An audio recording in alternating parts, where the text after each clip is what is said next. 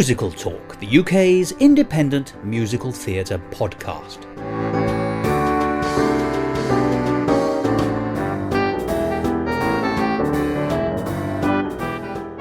Hello and welcome to another edition of Musical Talk. I'm Thos, a man who absolutely hates to repeat himself. As I said, I really don't like repeating myself. Repeating myself is something I don't like doing. Did I mention I don't like repeating myself? No, repeating myself is something I just don't want to repeat. Yes, well, while he gets on with that, let's get on with this week's episode of Musical Talk.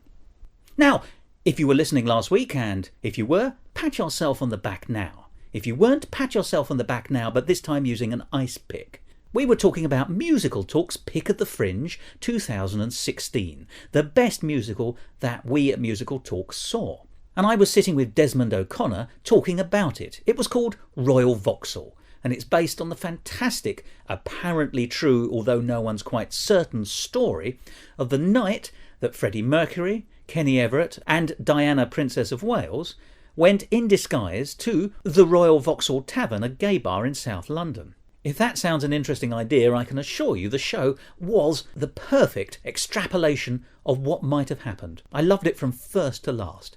Now, as you heard last week, Desmond told us the story of how that particular production came to be. But I also caught up with two of the three principal actors who appeared in the Edinburgh Festival Fringe production last summer.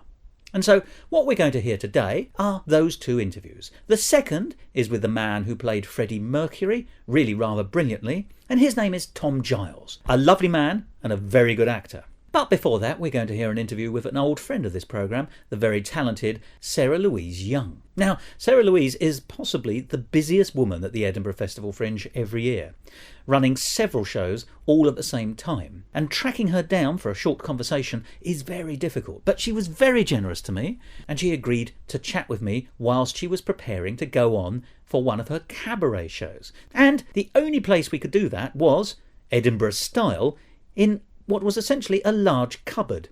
She was putting on her new nail varnish, and I was interviewing her in a room filled with costumes, and occasionally other people coming in to change costume themselves, or possibly sometimes just to come in and say hello to other performers. I thought it might be interesting, and indeed instructive, to listen to this interview in its more or less unedited form, so you get a sense of what it's like up in Edinburgh if you're a performer, or rather more dully, as an interviewer such as me. So, in this interview, you'll hear people coming into the room, you'll hear bangs and crashes, you'll hear all manner of bits and pieces, because show business is fascinating, but you know it's not always glamorous. So, let's settle down. First, Louise Young in her cupboard, and then Tom Giles in a bar directly after a late-night evening performance of Royal Vauxhall.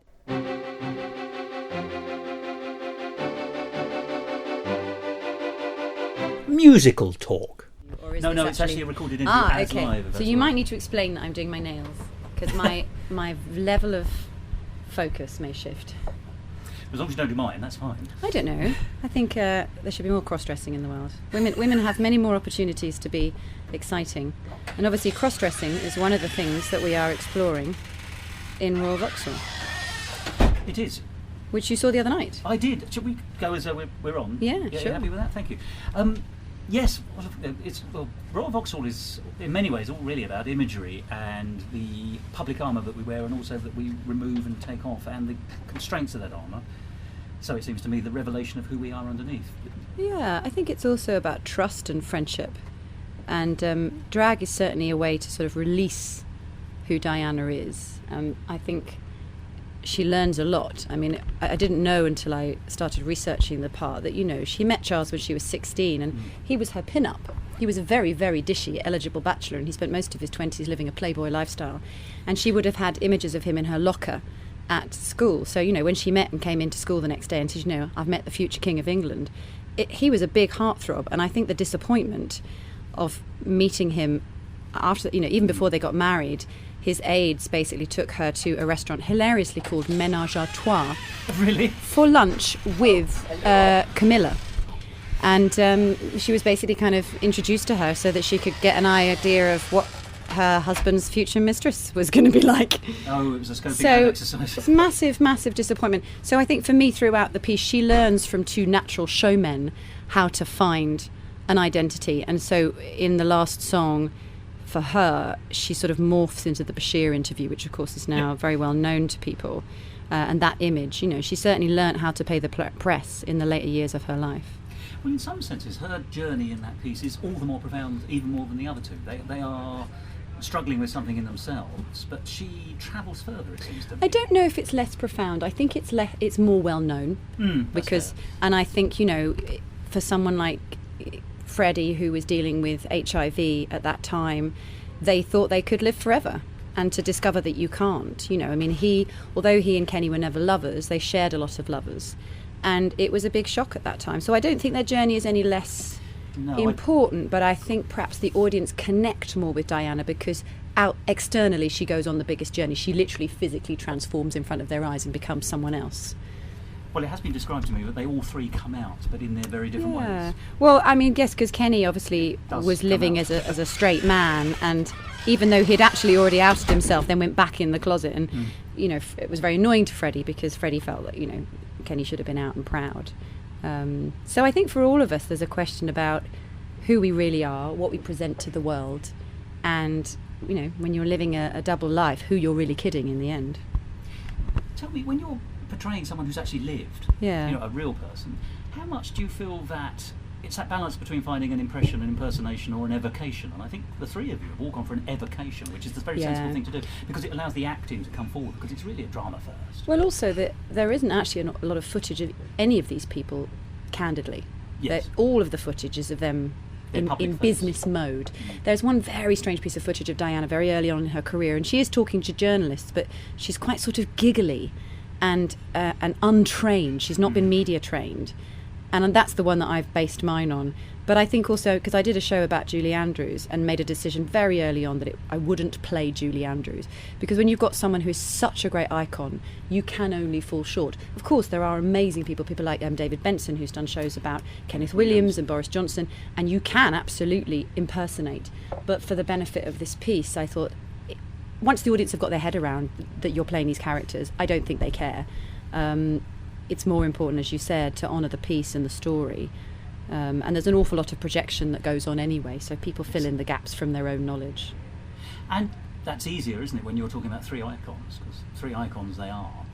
Well, although it's very interesting, our director didn't really know Kenny Everett because she was younger than us. And for me, I grew up with him. He was absolutely something we watched as a family. I couldn't agree more. I know, it's very good.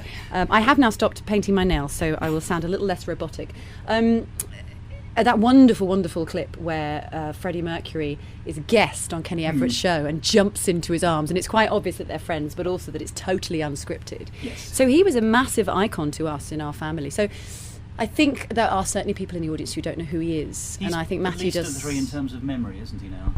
I think just he wasn't as big a star, but at the time, I mean, you know, he championed Queen. Bohemian Rhapsody is in large part thanks to him that it was so successful. So there's definitely people in the audience who get the references and those who don't. But I think Matthew does such a brilliant job of portraying him, and because there is that opportunity for him to play Cupid Stunt, the audience get to see a little bit of what that character was. And we've put in like little leitmotifs. Like I appear in Kenny's kind of drug-fueled dream as priest, Father McManara, and anyone who knows the pointy-fingered priest. Brotherly love. Exactly. Yes, you used that on your exit, didn't you? I use a little finger gesture, and it's really funny because you can tell, like, usually a couple of people get it and you go, okay, they're my age. Yeah. they know, they get the reference. Yeah. There's lots of lovely things like that, though, because even in that there's a sort of opening piece of music which is quite sort of electro. It's wonderful. But it's just got enough of the flavour of electro people, which I believe. Yeah, I think there's some Belinda Carlisle, some Michael Jackson, and some U2.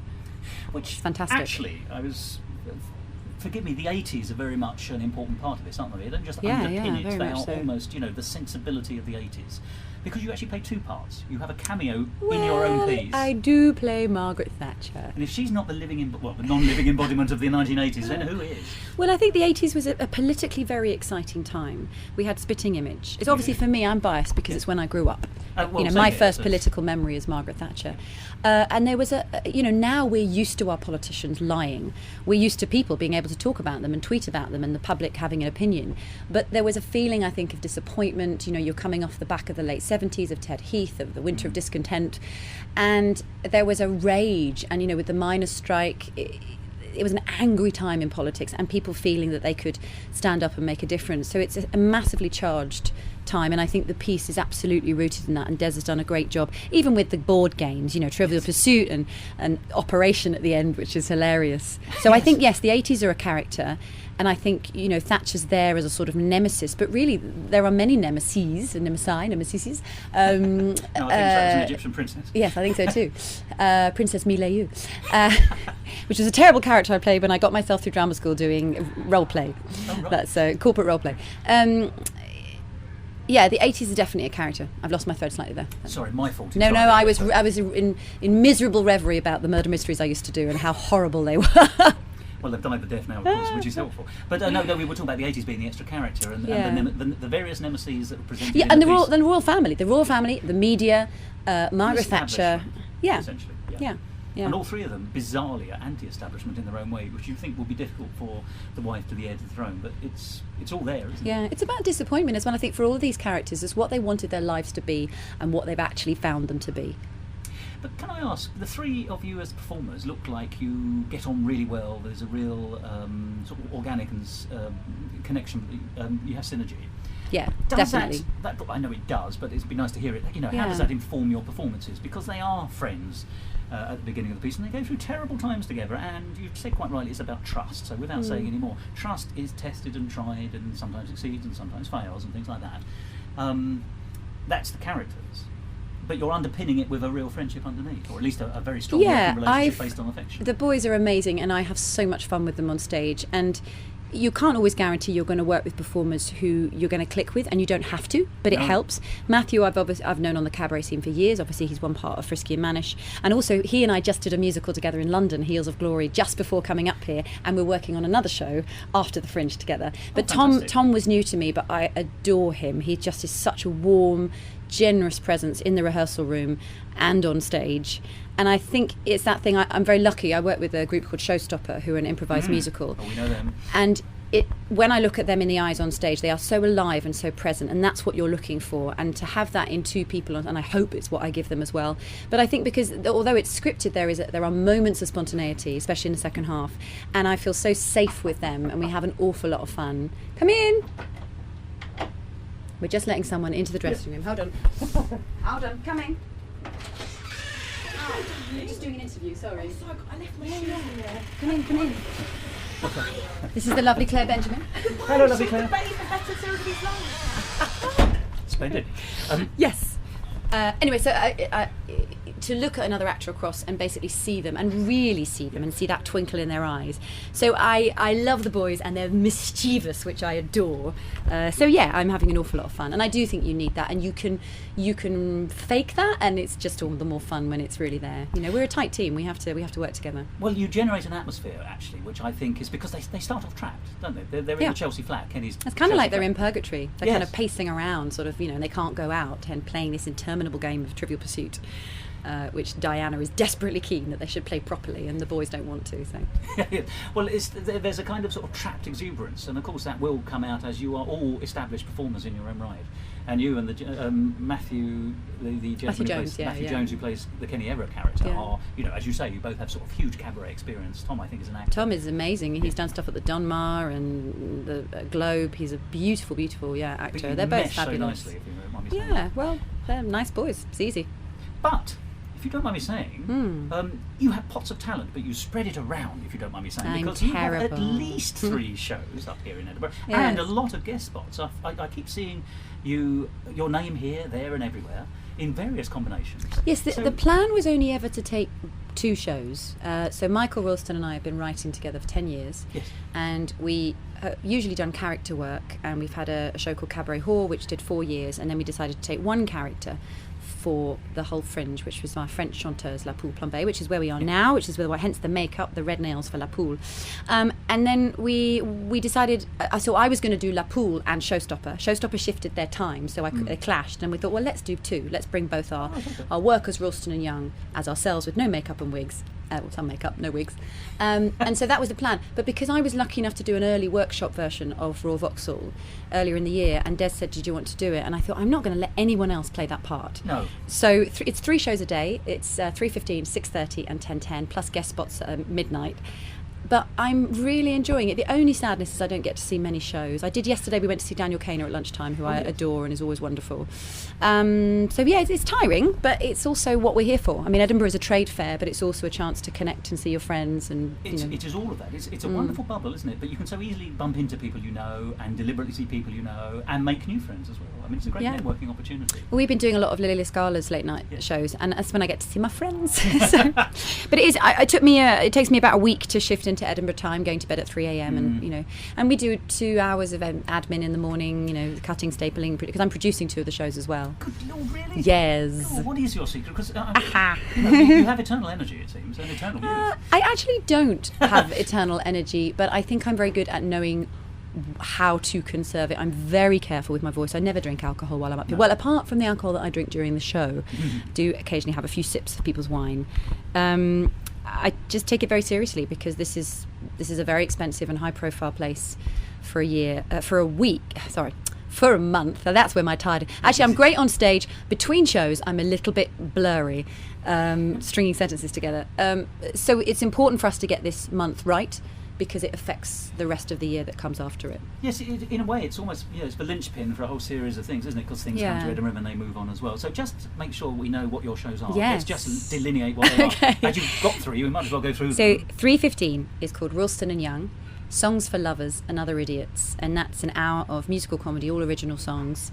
And then at 6:30 is called Cabaret Hall presents La Poule Plombée, and that's at the Voodoo Rooms, and that's our crazy French character. And then Royal Vauxhall is at 10:10. So you're shifting characters as well, isn't it? Because so much of what you're doing is, funny enough, is acting as well. The cabaret and acting have a huge overlap. I approach everything as an actor. Oh, that's very interesting. Completely, because you're always looking for the truth. The only difference with cabaret is your audience is part of the story. So for me, an audience should hopefully feel by the end of the show that their participation has made part of the show, and that doesn't mean they've necessarily spoken to you or the script has changed, but their response in the room is what makes the show. So you're seeking connection always throughout the piece, and that's why I love it. And in a way, Royal Vauxhall's a lovely addition to that, because we are allowed to connect with the audience. But I don't see any difference in the truth of playing the part. The truth comes first. And is that true even when an audience member in a cabaret? There is more. It's deemed to be more interaction. Yeah. So you're giving a response to that interaction, you're ad-libbing and things like that, which you wouldn't normally do in a scripted piece, shall we say. But I suppose even in a scripted piece, those characters are speaking the truth of their part and would be speaking to each other. So I see what you mean by the I don't really see any other way to play it. No. Otherwise, everything is about finding the filter or the lens of that character and then stepping through that. I suppose my next question then will be, beyond Edinburgh, forgive me, do you think all 3 shows are likely to fire off in different directions, and will your commute be slightly more than just across one city? We definitely have plans for all 3 shows. You can never tell. We've had amazing reviews for all 3, but it's a tough world out there. But Michael and I are writing a musical, and we've been researching on and off for about 7 years, and we now have a producer who's giving us some seedling investment. So the plan for the autumn, amongst touring these many projects, will be to write a musical. And that, after 10 years of writing together, we were really ready to write for other voices, and we're both very passionate about the project. And I'm jobbing actor, so I've got a couple of bits of random acting work, and Heels of Glory, which I mentioned before, that might have an onward life. So, and I'm going to India to do some cabaret. So it's quite busy. There's not much room. I get the impression you buy an A4 diary. I have a 4-colour biro that I cannot live without. I've not yet moved my diary over to anything electronic. I love writing things down. It just I'm quite old-fashioned, really. It makes it permanent as well. I just find the process of doing it also I learn pictorially, so I'm a visual learner, and I just like to see stuff written down, and it's quite therapeutic. If I can make all the rocks in the pond, if I can jump between them and get to the end of the day, then managed at least half the things I want to do, then I feel good. So just to round up this conversation, thank you so much for talking to me. It's my pleasure. I'm sorry to be painting my nails while I'm doing it. Well, I've learned a lot. This is cabaret. This is cabaret. I never knew how to do it, but now I do. So I'll see you at the weekend. Yes. Let's just turn full circle and go back to Royal Vauxhall, then, if I may. You do have a tremendously powerful song at the end, which is "Don't Fuck with Diana." Yes, I didn't know if we could mention the F word, so that's why I didn't. You go right ahead. Yeah. I didn't. "Don't Muck with Diana" is the daytime friendly version of that song. Splendid. Yes, when you're doing your lunchtime cabaret. Exactly. But it's a very powerful song. It's a great song. Yes, it is. And she, that is, and it occurs at the end when everyone's had their moment and we've got to where we're going, except for the coda. So it's, if you like, also the closing. It's not the closing piece, but it's it's the last peak in the narrative story, if you like. It's her coming of age song. It's her realisation that actually she has some control over who she is and she can make some decisions. Now we know she did and she didn't. She was still dealing with the media, and actually she invited them in and they really came in. Didn't they just? But I think it's an important piece, and when it was a late addition to the show. I remember when Des turned up with it, that he had written it, and we were like, oh, that and Freddie's song, "Want to Live Before I Die." I mean, it's amazing, and it's got such a great journey. And what's fun for me as an actor is to play scenes and songs where realisation happens in the moment, and for an audience to see that. And audiences are so savvy; they're always one step ahead of you, and I don't think they see that song coming. So it's a there's always a lovely gasp moment, because obviously you don't expect Lady Diana to say fuck, but when she does, she just keeps saying fuck over and over again. Yes, demure ladies don't. She starts demure, doesn't she? It's a wonderful song, it's a wonderful play, and you're a wonderful performer in it. It is just cracking. Thank you so much. All your other work, of course, is great as well, because I have seen you perform. So I know that, forgive me, you're a solid gold carrot performer. Very kind of you. Are you right? Are you reviewing? And I look forward to speaking and seeing you in the future with many things. Thank you. Thanks very much.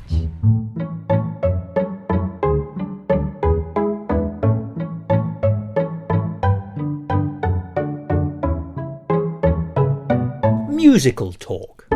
I'm Tom Giles, and I'm playing Freddie Mercury in Royal Vauxhall this summer in Edinburgh. Now, the thing about performing in a play where you're being asked to take on the role of someone who's not just, or has just been a real person, but is known to everyone, who is an icon. Yeah. I suppose the thing I've got to ask you first is that daunting? Is that a challenge? And how do you, as an actor, work out how you're going to do that? Because there are different directions you can take it in, aren't there? Yeah, absolutely. It was very exciting and very flattering, of course, because he's such an icon, as you say, and such an extraordinary performer and personality. It was sort of implicit in the script that we needed to discover and find a way of showing Freddie as a human being, not a personality or a caricature. And there are hours and hours and hours of documentary footage of him performing, but there's not a lot of him being domestic, or of course, because off the stage and off the record, as it were. And he loathed interviews, famously. So he was very shut down in interviews, or he was pretty rude. And so I didn't want to do that, because the more documentary footage you find, there are tiny little nuggets. For example, his close circle of gay friends called him Mother Mercury. I've heard this. Yeah, they called him Mother Mercury, and he had female names for all of his close friends. So Wayne Sleep was Bridget the Midget. And charming. And yes, absolutely, what a sweetheart. And his personal assistant was Phoebe, and I forget some of the others. But so I think he was quite mother hen, and he would, help people out financially or practically or logistically, and he would move things around. He was godfather to loads of children and very, very devoted. And there's tiny clips online of him with one of his godchildren, and it's so sweet. It's so sweet, and not about him. It's not all about him, which was lovely to see. And the thing that I was most interested in was that. And I think, and I hope you won't mind me saying, I think you've made a very good acting choice. I mean, I think you performed the part brilliantly. Thank you. But you evoke Freddie Mercury rather than impersonate Freddie Mercury. Yes. And I think that's important, because there are some shows where a closer impersonation helps. There's a Charles Hawtrey thing up here called Oh Hello at the moment, and he does the voice and the mannerisms. Sure. And is attempting an embodiment. And that works really well in that context as a one-man show. Yeah. Here, this is a dramatic narrative. You are here as an actor, you're employed as an actor. Yeah. So you've taken the evocation route. Did you find it easy to straddle that line? I was terrified, to be honest. Really? Yes, about it, and our director. Nothing like an interview in a bar. So our director Lucy Ray, who was very supportive of the process and discovering that way of interpreting the part, and the writer Des, who I believe you've spoken to already. They were they were very interested in finding the truth of the play and Freddie's arc through it, and it was that I tried to use as a guide. So not to worry about sounding too much like him or finding too many mannerisms, because there aren't those off-the-record things to impersonate, as it were. And I do a big song, which is supposed to be a kind of Freddie-esque, but he was such a specific shaped man. Like, he had that massive overbite. Yes, he did. And all of those teeth is going to make you sing in a very specific way. He didn't have a lot of vocal training, and he also didn't give a fuck. He didn't really look after his voice, although there are lots of interviews where people were like, oh, he got better and better and better and better. And sure, he was an astonishing performer, but he had really bad nodules by the time he was in his 40s. And its experience overtook his abilities in a way. Yeah, well, I mean, I think that performers always evolve in a certain way and in a certain direction, but yeah, he was not a flawless performer by any means, and so I just sort of thought, we just have to embrace what this human being is going through and what this human story is and tell that. And you've got this very interesting, because the story itself is based on a perhaps apocryphal story. There aren't many sources for it. No. It may be true. It would be Clea lovely if it Rockus, was. her autobiography, who was a very good friend of Kenny's, yes, and she was in all of his, skits, and they were very close. And she is, absolutely certain that it happened, but one never knows. Yes, and I cast no doubt on that whatsoever. Yes, no aspersions. But it is a highly imagined piece in some senses, because even if it did happen, there's no detail. No. So in a way, you are filling gaps. I appreciate the narrative helps do that in the script, but you're fleshing these parts out. And as an ensemble, one of the great joys of this, one of the many of the great joys of this piece, is your clear connection and synergy with the other performers. The three of you look like you're having the best time on stage. You also look like you're the best mates off stage as well. Thank you. But that informs the performances. Yes, because it is about three friends, particularly at the beginning. Yeah, very much. And I think we were very lucky that Sarah Louise had been involved with the production from the very beginning,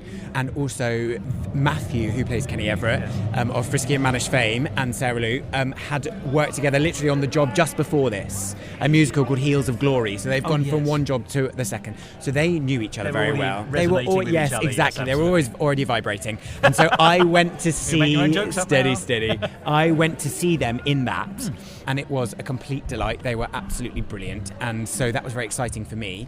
I was the newbie very much. I think they auditioned quite a lot of Freddie Mercury impersonators, actually. Yes, I've been told this, actually. Yeah, but that's and not what they're looking for. No. And I was, we sort of just clicked and went into the room and I sang a Mika song, because you couldn't really sing a Queen song. No. So it was, it was just a lovely thing, and I had a lovely time in Edinburgh last year. I was here for the Globe, and I was very keen to come back because I think I love it, and so I was completely thrilled to be here. And so it's been a bit of a trip because, as you say, they are all so famous, and you don't know whether you're going to get our sort of legions of Queen fans coming and going, you're nothing like him, how disrespectful, you don't sound like him. But actually, we've had nothing but support. But it's great, but it's not about that anyway. It is actually about the story and the roles each people play. But I love Freddie's journey. I love all the journeys, actually. But, forgive me, you're the first almost to show hurt, or at least concern and anxiousness, anxiety. Yeah. And you do it so delicately. In fact, Desmond was saying that in some senses they've almost had to add an extra line to reflect the delicacy. That Diana has to say, "Oh, it's true then," when you make your statement. Oh, yes, so your performance is full of subtlety. Thank you. But also, when you sing, you do that good, full-blooded Freddie number. Yeah. I'm dying. Big voice. Of boredom. Yeah. And then you do that fantastic song. Your range is very much on display here. Thank you. But it's interesting to me how you're modulating from the subtle to the full blast public persona concept. Yeah. And is that a difficult coin to flip? I think that it was made, those discoveries were made within the first few shows. Oh, right. Yeah, because it was a bit of a squeaky first week because we didn't have any previews. So bang, straight in. We did one performance at Latitude, which was wet and wild, to be polite. Yeah, it's quite. We had a ball doing it, but it was nothing like doing it here in a theatre. No. So it was a cabaret tent, wasn't it? It was a cabaret tent next door to a drum and bass shed. Well, of course. So why would it not be? Yes, tent, absolutely. Let's do a little play next door to a drum and bass night. But so we were, 6 feet away from each other with a mic on, and we couldn't hear each other speak, let alone sing. I mean, God knows what the harmony sounded like. So it was definitely the very first few shows, and we were lucky that our director Lucy was able to be here and Des was able to be here. So we were very much kind of working on the hoof, trying things, listening to the audience, because they are, the end of the day, who's giving you your feedback. And that level of rendering that you say, going between is what interests me, that's what I'm interested in, is in terms of an actor, is the light and the shade, and it only comes by doing it. And it would be so easy to play an icon as a one-note character from the public persona, and this is so much about stripping off some of those. Yeah, but how boring. Yeah, I mean, absolutely. Yeah. Well, the reason this is so successful, one of the many reasons, once again, is because the foundation stone of the book is good, and then each of the performances is fantastic, and then on top of that, you've got the music, which gives you an extra emotional dimension as well. Yeah. I mean, your song is fab. Do you like really it as fun. a song? Yeah, I do. You find yourself humming it in the shower? Yeah, well, I certainly did when I was learning it, and I sing it to warm up. Good. Yeah, I just blaster it to warm up to make sure that there's I'm not going to get any surprises when I get there. And yeah, it's a lovely song. Yeah. It's a lovely song. It's very lyrical. The tune informs the lyrics really nicely, so I'm not having to work against it with the acting in any way, which is sometimes the case and sometimes absolutely right. But it's a real joy. I mean, to be honest, to get I often play quirky comedy parts, which is great fun, but to get a chance to do a stonking great sing is wonderful. I mean, you can't ask anyone, I mean, who's not going to love that? I couldn't agree more. It's great fun. Now, forgive me, you're a legitimate actor. Well, I wouldn't say that too loud. Well, yes, I've spent a lot of time doing plays. Yeah. But I play instruments and I do sing, so I've been one of those who've done a bit of actor muso work, and then there is normally some kind of musical element to the work I've done, but I've not really done musicals, as it were. But you're not cabaret per se. The thing I'm trying to draw here, I think, is that Matthew and Sarah Louise are cabaret artists. Yeah. And therefore, there is an element of fourth wall breaking in this to a degree, or at least playfulness. And Kenny in particular, because of his character. Yes. So that's Matthew. Yeah. And Sarah Louise because of who she is herself. Yes. They're very happy to wander off a little bit and just have a little bit of fun every now and then. Go off piste slightly. Yeah, that's right. And there's walking on tables and drinking the audience's drinks when Kenny's about to take his naughty pills. Yeah. There's a lot of this. Yeah. On one of the performances, because I've seen this twice. Yes. It's the only show I've seen in Edinburgh twice. And it's so thank good, you so enjoyable. much. But that first night, there were one or two technical difficulties. Oh, but yeah. Oh, you were there that night. I was. Yes, but gosh. but it didn't stop it being the most fantastic show at the Fringe. So, but the three of you rose to that so perfectly. Thank you. And I wondered, coming from those slightly different disciplines of sort of cabaret as against legitimate acting, how you mesh. But clearly, evidentially, you meshed really, really well. I mean, I feel very... You hold your own. Yeah, well, I mean, I couldn't possibly say, but I certainly feel very looked after, and I certainly feel that they are so gifted and experienced in that medium that I am just able to go, I see that. I'll give that a go as well. And also I've done quite a lot of comedy, so the timing is there. I'm not used to going with the audience so much. Normally you're doing a performance you've done in the rehearsal room, and yes, it changes per night with the audience, but not in the way this changes with the audience. And so it's lovely to have them complicit with you. Well, it's funny enough, it's got that, because you also play Regina Fong, I think. Yes, I can say, yes, I do, sort of. Freddie playing Regina Fong, yes.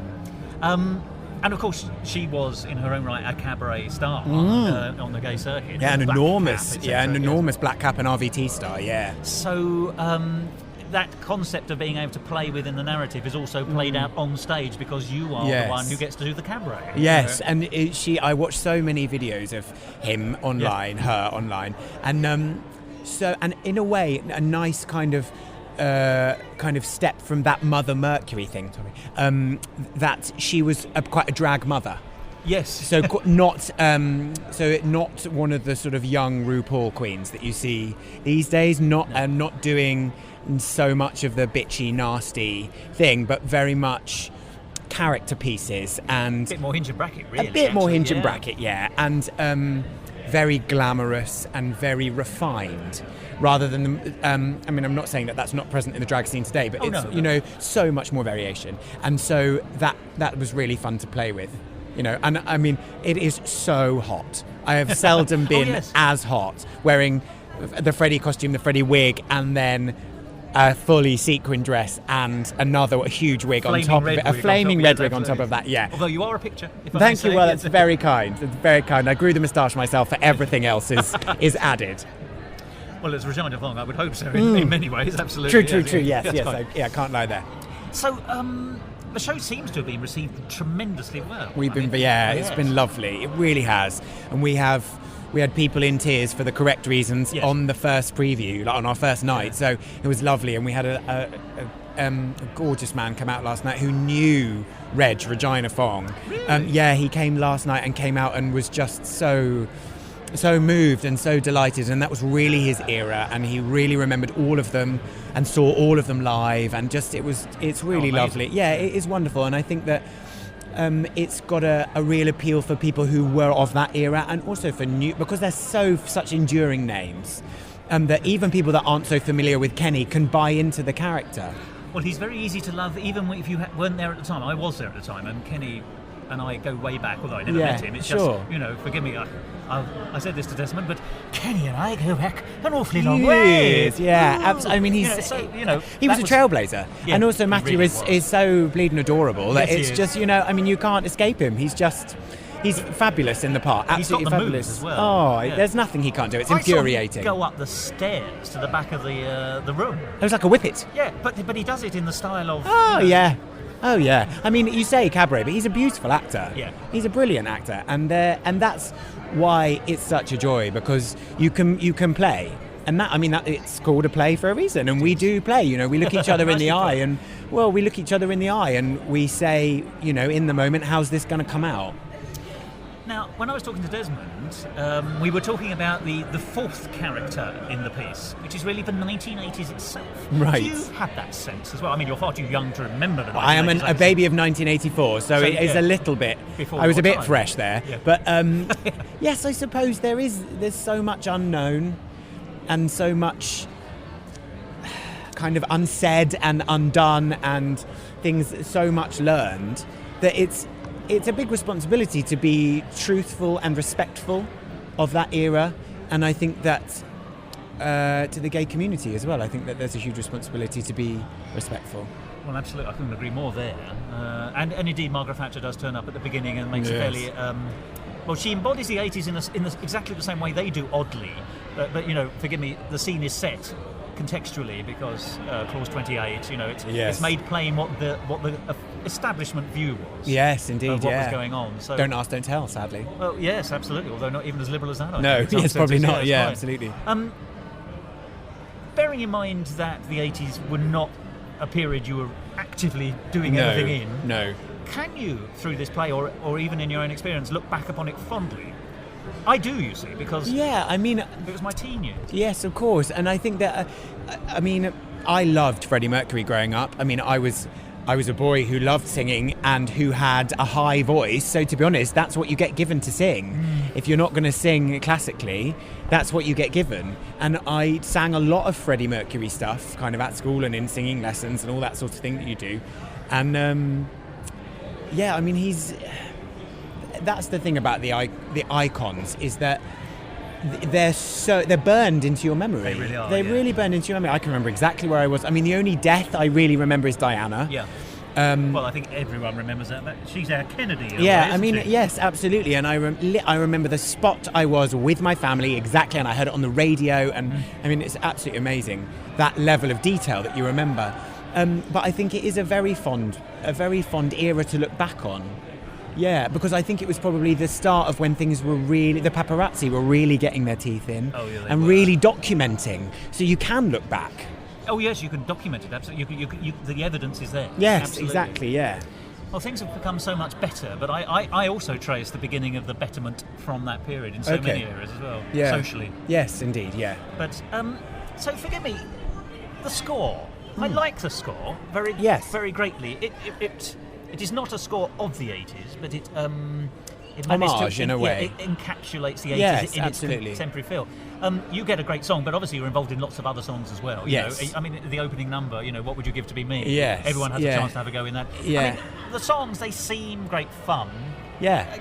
Do you enjoy the score? Yeah, very much. Yeah. And I think that Des is so kind of varied in his influences and his writing style that it kind of allows us to have a go at everything. It's a bit music hall-y in Making a Man of Diana, and then there's the exposition at the beginning, and then we get Sarah Lou has that big belting number, and I have a big rock song. So it's it's really good fun, and and then I puppeteer. I do a bit of Bowie. Oh yes, you do. Do you know? I've forgotten that, but yes. Yeah. How could you forget? Well, you sing as him as well. Yes. I mean, your versatility once again. Well, no, but I don't know about that. No, I do. And let me tell you. Well, that's very kind. kind. You sing him Thank you. in a different way to Freddie. Yes. You sing him once again in a characteristic way that you absolutely accept. That's David Bowie. Okay. I mean, it's a very good puppet. Oh, it's a very beautiful puppet. That I hide behind. It's oddly aged as well, isn't it? I mean, you he's get close up to it. Yeah, it's a terrifying face. Yeah. But you're so good at that. That's fantastic. I mean, I don't want to make this sound like I'm laying it on with a trowel, but actually, once again, almost every scene, you as an actor are being asked to do actually something subtly different, or sometimes boldly different. Yeah. Puppeteering is a skill, singing and puppeteering is a skill, singing and puppeteering in a different voice is another skill. So in that scene alone, you're doing something quite amazing. That's very kind. I mean, it's just one of those things that you have to forgive the phrase, you just have to go balls to the wall. You can't. You can't. No, you go right there ahead are no half measures, and I think that is something that we have had to embrace with this production, because people are not, because it's really wild as a concept. I mean, what an idea for a show. It's brilliant. And so you have to, I think, with anything, but as well as something with a comedic tone, and in the musical sort of area that line we tread between cabaret and musical theatre, you have to embrace the tone, or else the audience won't come with you. And I think it's unfair. I think it's patronising to expect an audience member to go, oh, well, let me come to you. Yeah. You have to take it to them and say, here we are. Like, isn't this exciting? Because the suspension of disbelief is vast. Well, of course, especially with musical theatre. So you have to completely commit, or else what's the point? Well, I couldn't agree more. I mean, and forgive me, that comes across in spades, because the investment that you all the three of you, put in on the stage. Yeah. In terms of dividends, which is another great 80s thing, of course. Love a dividend. Shareholder society. Love a dividend. Yes, but the dividend to us as an audience is phenomenal. It just pays off, and the audience buys in absolutely, doesn't it? I think. Yes, we've been very lucky with all the audiences. Even in the small houses we got before the reviews started coming in. Well, the early days of the Fringe are always absolutely, quiet anyway, absolutely. So it's been lovely, and they've been very vocal and very nice, and getting in touch with us on social media and all of that. And so it's been. We've been very lucky and very well supported, which is wonderful. Considering, I think I read the other day that an average Fringe audience across all of the performances is something like 8. Oh yes, absolutely. No. We've been extremely lucky. Filling a lecture hall. Yes, which absolutely. is something that lectures never do. No, so, yes. You probably fill that room up more than almost any other experience. I will steal that line as my own tomorrow. Yeah. Oh, you go right ahead. Thank you very much. Now tell me, you are a professional actor. Yes. Can I ask how you joined the project? It was one of those things that my agent called and said, they want to see you for this. Do you want to go in, or do you want to go to Edinburgh again? And I said, oh yes, that sounds very nice, and I'm happy to go in. So I have a lovely relationship with my agent that they will phone me and say, what do you think? Not you're going in for this. So it was great, and of course, as soon as you hear, oh, they'd like to see you to play Freddie Mercury, I was like, clear the way. I'm quite clear. I'm very available. So so we went in, met Des and met Lucy, and you go in and it's one of those musical theatre auditions. You go in and they say, what have you brought to sing? And you sing your song. And then I read from the script, and then had a chat with them about what they wanted to do with Freddie at that stage, because there had been bit of a workshop performance. There'd been a bit of a table read with another actor, and he was unable to carry on, so they decided to audition. And they had, as I said, seen quite a lot of Freddie impersonators as well as other actors. I can understand why. Absolutely, because especially as he was known as a singer, so you need someone who's going to be maybe not necessarily sound identical, but you've got to be able to give it. There's no two ways about that. You can carry him off, though, by the way. Thank you. That's very kind. Thank you. It's been a lot of practice. Well, you look good in a vest as well. Oh, so that's fine. very kind. I haven't eaten bread in about 10 weeks, so I'm looking forward to September very much. Yes, I cannot wait to have toast. But a pizza is what I will be having after the show on the 29th. Yeah. So it was just a case of agent phones, audition, get the job. Which is that's the dream, right? Yeah, so absolutely. I mean, and you do. Believe me, there are a lot of auditions to every job. Yeah. So it's this was a lovely thing. And you have grown, I think, a very fetching moustache. I should say, That's explain very to kind. listeners that I'm also sporting a moustache, Yes. much less fetching. Oh, it's but very I'm trendy. I'm keen. In my Yes. case, the 1930s phoned and said they needed an ambassador in the 21st century. Very but good. actually, you carry a moustache off rather well. Do you like your moustache?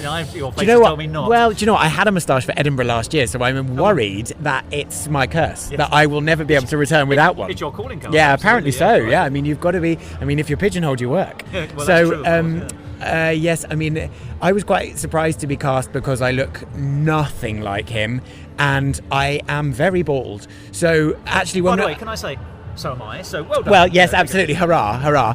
But it's. I'm not flirting, but you're a very attractive man. You've got nothing to worry about. That's very kind. But when we did a read through of the script about 2 weeks before we started rehearsal, I said, also, I just wanted to say, do you need me to do anything about the wig? Do you want me to have a wig fitting? And they were absolutely stunned. And I said, no, really, guys. Like, you can't put a Freddie Mercury on stage without a wig on. And they were like, yes, okay, absolutely. So, sometimes if I'm not nice to I haven't worn loads of wigs in the past, but and because we're in Edinburgh and that's how it works, I look after the wig. And sometimes I do look like a grumpy little gorilla with it. It looks like a little coconut on top of my head. So I have to be pretty disciplined about looking after it and airing it and brushing him. But it's been a trip. But you've got his physicality, oddly enough. I don't know if you know this, but you stand. I have looked quite carefully at that because that's one thing you can do. Yeah, but you have his poise and his pose, both of those. That's those tight jeans. Yeah, well, there's that, no other option. That's how they work. They force you up. Yes, they do. They do. There's no space. Yeah. There's no space. Now, but forgive me. After Edinburgh, you're going into something else as well, aren't you? Yes, I am. It is unannounced. Oh, am I? It is. Well, the season is announced, but I am unannounced in the cast yet. But yes, I am. I'm delighted. So you've got something coming up. Which is just. I mean, again, that's the dream, right? So I have a week off, and then I go back in something in London. So I will that's be your at pizza eating week. Isn't yes. It? Oh my God, there will be so many carbs. So I shall be going and getting my dogs back from my very patient parents. And eating pizza for a whole week. That sounds rather good. Basically, actually, 20 hours a day I'll be eating bread. So yeah, I'm looking forward to that very much. Oh, I'm so pleased as well, because forgive me, I think you're a remarkable actor. I really do. That's very kind. And the lovely thing about Edinburgh, of course, you're so intimate with the actors in the sense you're so close. You can see I mean, there's no choice. There's no hiding. No, there's no hiding. No hiding. So, no. I can only wish you great success. So, thank you. Do you have a website or a Twitter? You can find me on Twitter on Tweeted by Tom. Is that what Tweeted by Tom, yes. Like You can find me there, and please come and say hello. Thank you. Well, it's been lovely. It's lovely talking to you, Tom. Thank you very much. It's been lovely seeing you. Thank you. We really appreciate the support. But with new work, it's so important to get just people through the door to get the feedback. So we're just thrilled. Well, I think this is a piece of new work which will become old work. Oh, I hope so. I think this has got a bit of a life to it. If the world works in the way that I hope the world works. Oh, fingers crossed. And I hope that you have a fantastic career, both in other things, and if you ever do come back to this... Well, I mean, fingers crossed, we would love to do it again. Yeah. We would love to do it again. Well, in which case, I look forward to speaking to you, hopefully next year. Then yes, perhaps fingers crossed. In whatever mustachioed role that you think you're in. No, yes, I'm sure you're right. Tom, thank you very much. Thank you for having me. Take care.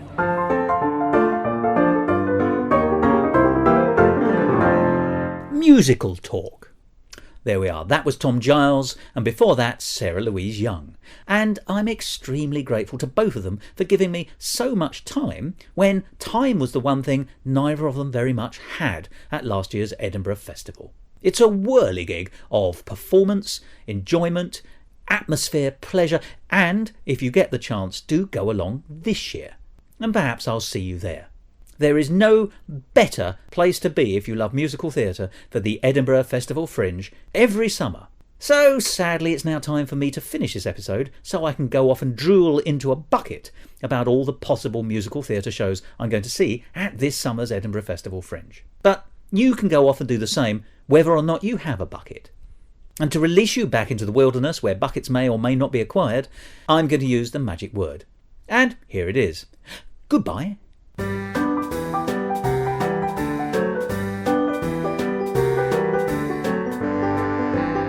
This episode of Musical Talk edited and presented by Thos Ribbits. Copyright Musical Talk 2017.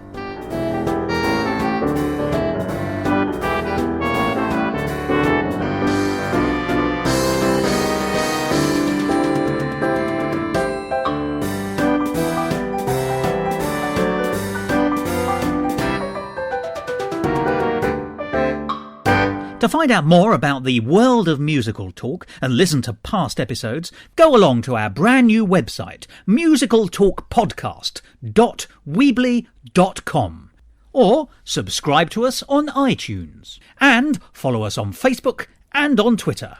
And if you want to follow me on Twitter, you can, at MusicalTalkThos. Gauge here.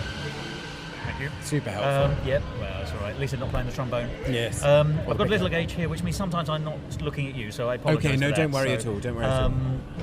And really, if you're happy, it's genuinely just a conversation. So Great. it just sort of takes the time a conversation takes. Yeah. But I'm absolutely certain that it's late on a Saturday night. You've just Don't finished worry. performing. It's So absolutely fine. give me a sense if you think it's going on too long for you. No, that's fine. Don't worry And at then all. we'll take it from Don't there. worry Is that at all all. right? Do you mind just giving me a very quick level? Yeah, hello, good evening. Thanks so much for coming to see the show twice. I might hold it there. And perfect. No worries at all. Thanks for my drink. Oh, it's a pleasure. Yeah, it's fine. Actually, Guinness is a slow drink, so I've got you for a few minutes. This is absolutely no, I won't be rushing it. It's delicious. Now, the way I normally ask people to do it is by telling me who they are, what they're doing, and their involvement in the show with the name of the Okay, show. 'Cause, perfect. people often forget the name of the show. Yeah, And then we'll absolutely. just sort of take it from Okay, there, if that's perfect. okay. Yeah.